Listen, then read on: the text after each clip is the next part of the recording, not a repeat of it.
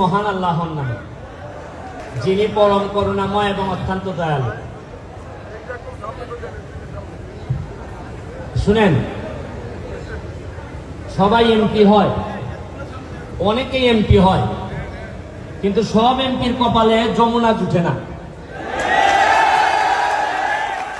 আমি এমন ভাগ্যবান এমপি যে আমার কপালে যমুনা জুটছে। আর আমি, আপনারা বলেন যে কিসের জন্য এত আমার আত্মবিশ্বাস, কিসের জন্য সারা বাংলাদেশে আমি বুক ফুলিয়ে কথা বলি? কারণ আমি জানি যে আমার এলাকায় যমুনা আছে, বিপদে পড়লে যমুনা আমার পাশে দাঁড়াবে। আমি শুরুতেই আত্মার মাগফিরাত কামনা করি আমাদের বাবুল সাহেব, নুরুল ইসলাম বাবুল সাহেবের, যে আমার একটা ইচ্ছা ছিল উনি জীবিত থাকতে আমি যদি এই জায়গার এমপি হইতাম, হয়তো ওনার সাথে আমার দেখা হইতো। অনেক অবদান আছে ওনার বাংলাদেশে অর্থনীতিতে। যাই হোক, আমি যে জায়গায় বসি সংসদে, এইটার সামনের সিটেই বসেন হচ্ছেন গিয়ে সালমা ইসলাম, আমাদের মাননীয় এমপি, উনি বসেন। এবং এই কারণে আমরা অনেকটাই পাশাপাশি। তবে ভালো লাগতেছে যে নুরুল ইসলাম বাবুল সাহেবের বীর মুক্তিযোদ্ধা, ওনার প্রজন্ম উত্তরাধিকার, তারা আমাদের এলাকায় আছেন এবং তাদের সাথে যে আমি আজকে বসতে পারছি, এইটাও আমি মনে করি আমার জন্য অনেকটা সম্মানের। এবং আমার ধরেন মাঝে মাঝে চিন্তা হয় যে এই এলাকায় যদি এত বড় কোনো প্রলয়নকারী বন্যা হয়, ঝড় হয়, তুফান হয়, সরকার যদি আমারে কভার করতে না পারে, তাহলে কারা আমারে কভার করবে? যে দুই একটা কোম্পানির নাম আমার মনে হয়, এর মধ্যে যমুনা একটা, এদিকে আবার বাদশা একটা, আমার কাছে মনে হয় এরা আমাকে চেক করবে।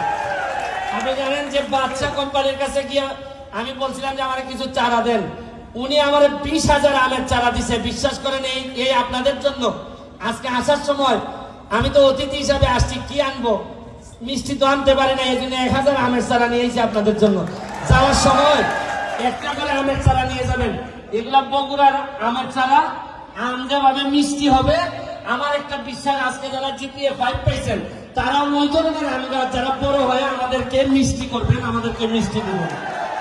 আমি আমার ছোট ভাই আইমান সাদিক, ও বলবে আপনাদেরকে কোথাও, ও আমার আসলে রক্তের হয়তো আমার সম্পর্ক আপন ভাই না, কিন্তু আদর্শের জায়গায় আমরা এক জায়গায় কাজ করি।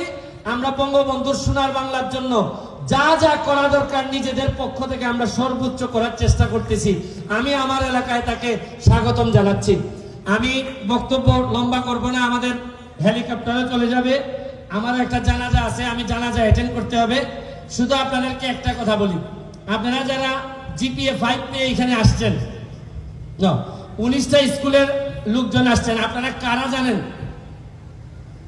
আমারে যদি কেউ জিজ্ঞেস করে আপনার কাছ থেকে এমপি পদটা নিবে কে, যে কে হবে আমার পরে এমপি, কে আইসা আমারে বলবে যে ব্যারিস্টার সাহেব হইছে, বয়স হয়েছে, এখন যান, আমি আমার যোগ্যতা সম্পন্ন, আমি এমপি হব।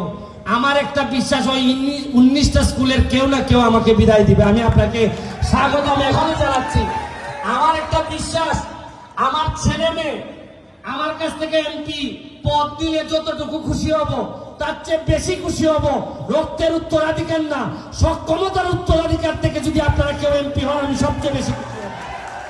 আমি আপনাদের জন্য দোয়া করে দিয়ে যাচ্ছি, যমুনার জন্য দোয়া করে যাই। আপনারা যত বড় হবেন তত আমার কেন জানি আত্মবিশ্বাস বাড়ে।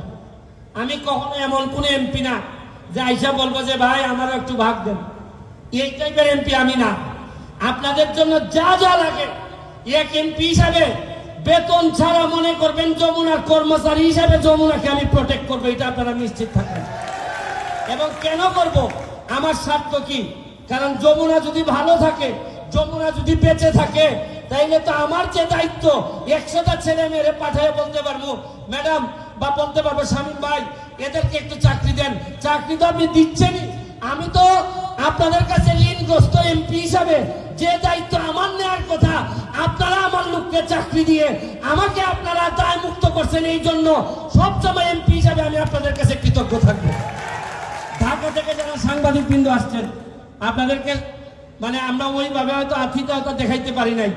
আপনারা আমার সাথে ঢাকা দেখা করবেন, আপনাদেরকে আলাদাভাবে আমি মিষ্টি টিষ্টি যা যা খাওয়ানোর খাওয়াই দিব। আমি অতিথিদের, আমাদের এলাকার মানুষ অনেক সম্মান করে, আতিথেয়তা একটা ভালো জিনিস আমরা আমাদের পরিবার থেকে শিখছি। আপনারা ভালো থাকবেন, সুস্থ থাকবেন।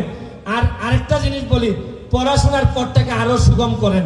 তাইলে আমি যে মাধবপুর সোনারঘাটকে পর্যটন নগরী বানানোর চেষ্টা করতেছি, আপনারা চিন্তাই করতে পারবেন না রাষ্ট্র কি পরিমাণ বরাদ্দ দেয়।